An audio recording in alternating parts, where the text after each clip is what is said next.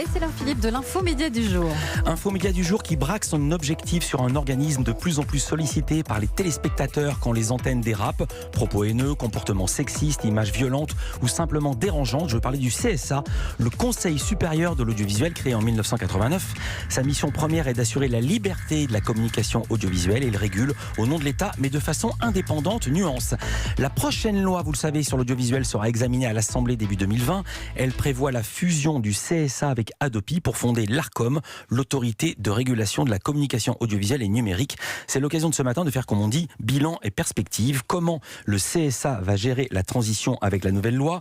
Comment l'organisme a géré et gère les nombreuses affaires Zemmour, les dérapages de Hanouna, une publicité pour les protections hygiéniques? Peut-elle tout montrer à la télé? Que de questions. Pour y répondre, je reçois Roch-Olivier Mest. Bonjour. Bonjour Philippe Bandel, merci de votre invitation. Vous êtes le président du CSA. Merci d'avoir choisi Europe 1 pour vous exprimer. Première question, évidemment, ce n'est que consultatif, votre avis, mais quel est l'avis du CSA, et même le vôtre, sur la copie rendue par le ministre Franck Riester sur la nouvelle loi audiovisuelle? Écoutez, le Conseil vient juste de rendre son avis et son appréciation est globalement positive, pour reprendre une expression célèbre.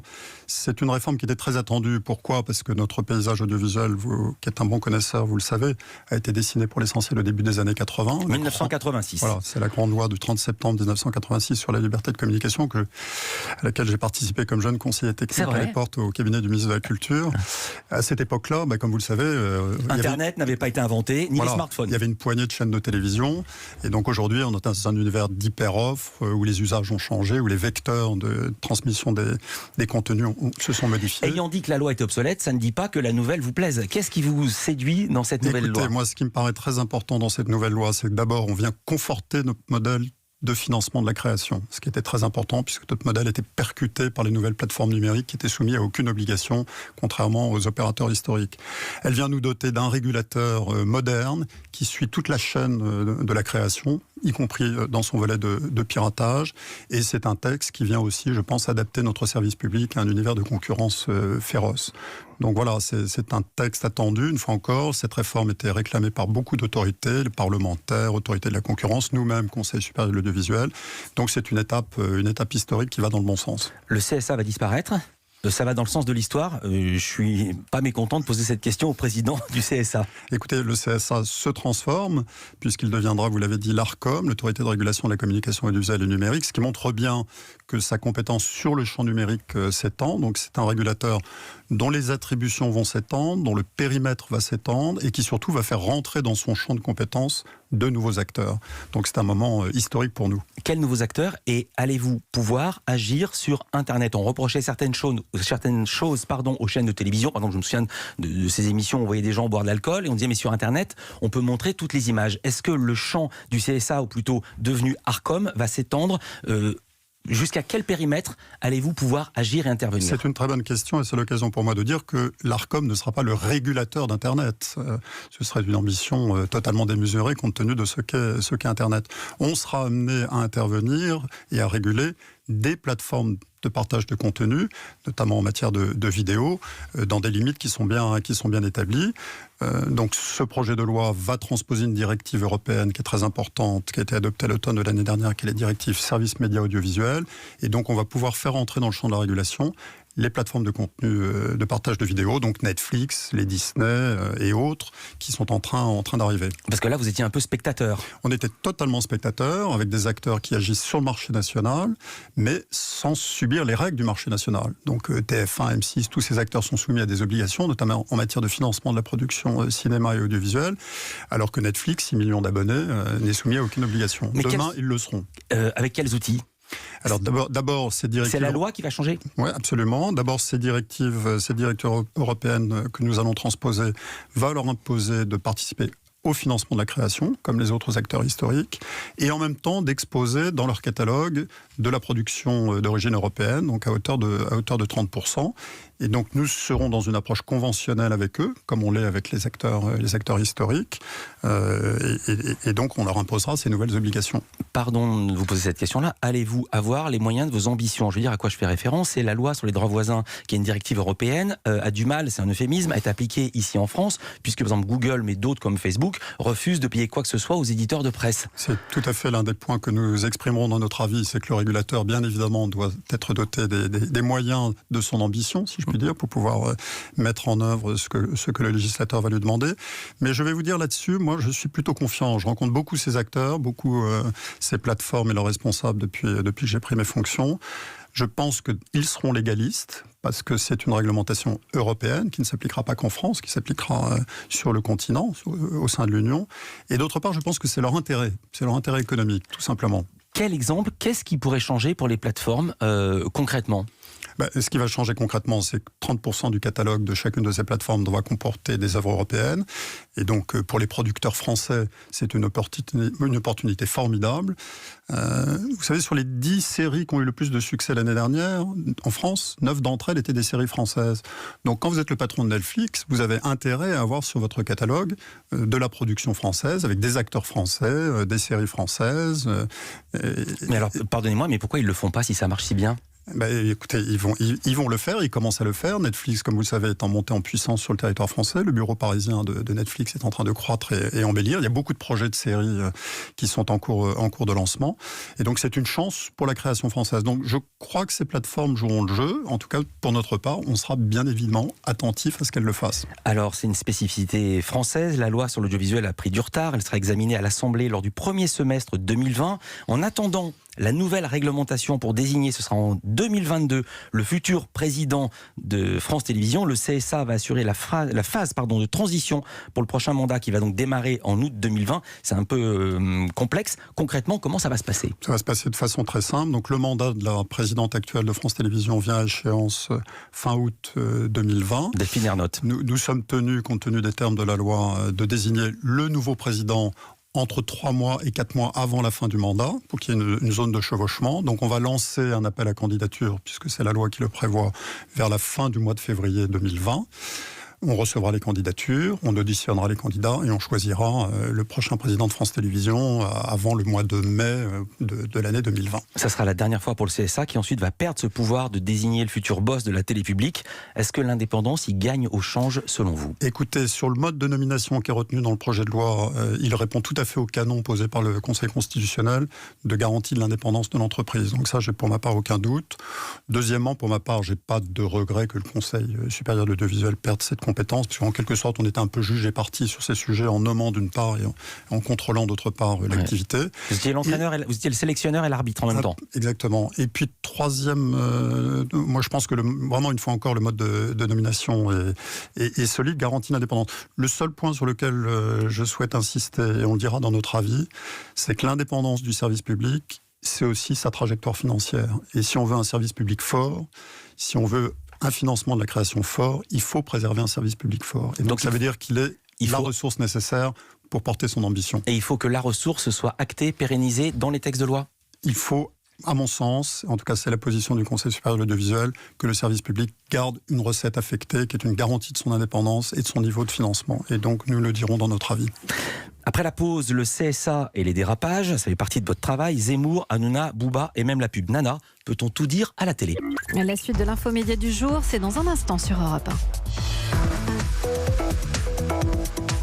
Ce matin, dans l'infomédia du jour, on parle du fonctionnement du Conseil supérieur de l'audiovisuel, un organisme de plus en plus sollicité par les téléspectateurs, surtout quand les antennes dérapent. On en parle avec le président du CSA, Roch-Olivier Mestre. Philippe. Les sujets ne manquent pas. On va commencer par Éric Zemmour. On ne va pas revenir sur toutes ces déclarations, monsieur le président. Déclarations qui ont fait sauter le standard, comme on disait à l'époque du CSA.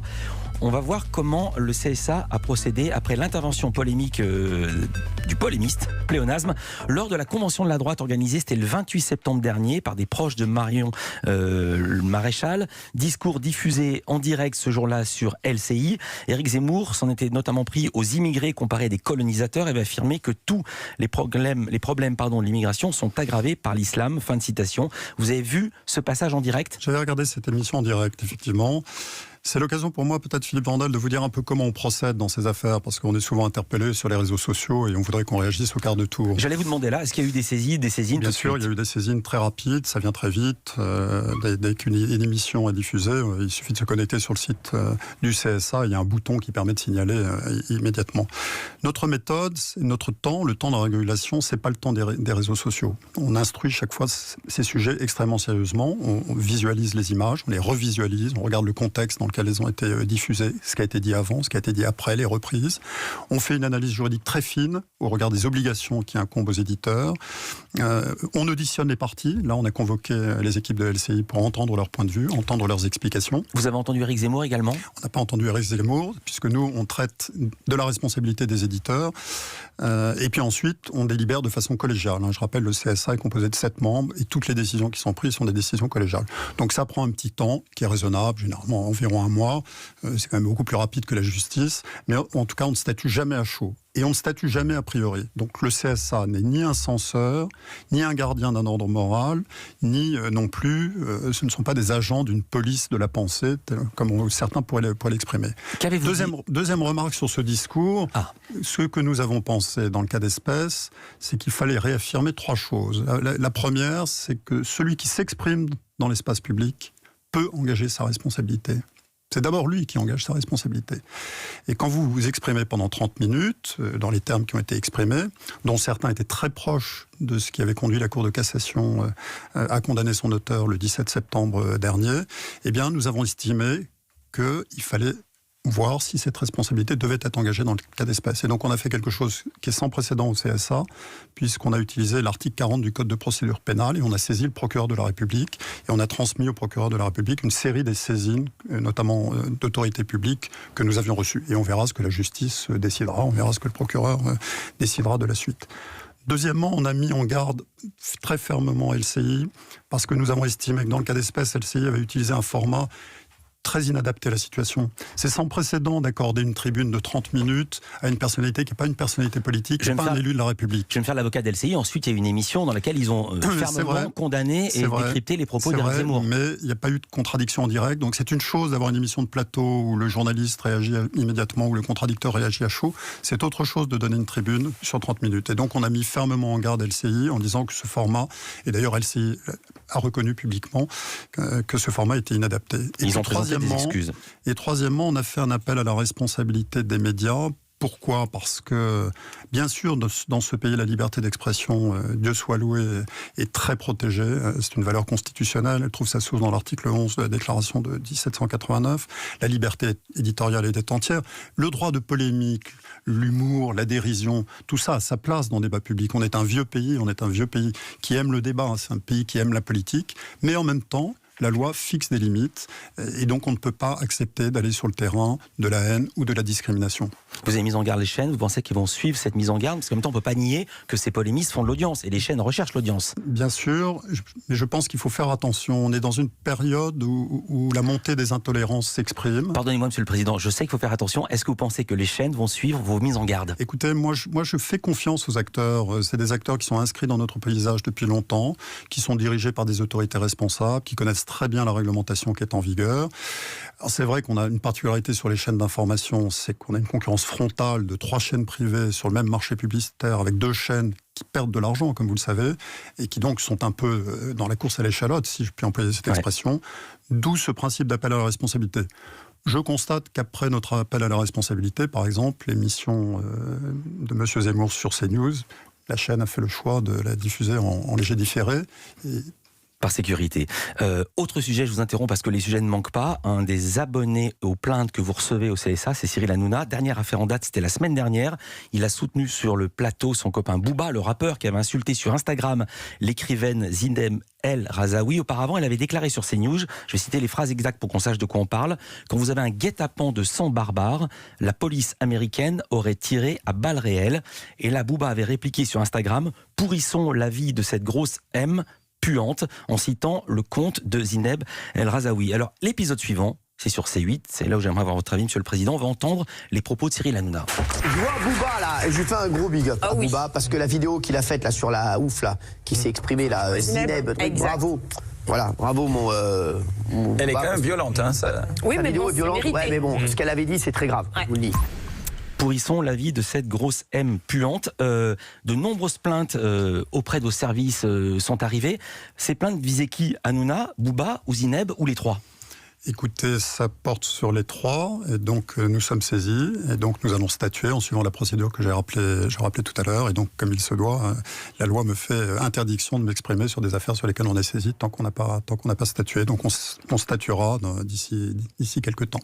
Un mot sur cette pub pour des protections hygiéniques qui a fait couler beaucoup d'encre, puisqu'on voit des représentations très réalistes du sexe féminin. Vous avez reçu, si je suis bien informé, près d'1 millier de plaintes, et pourtant le CSA n'a pas bronché.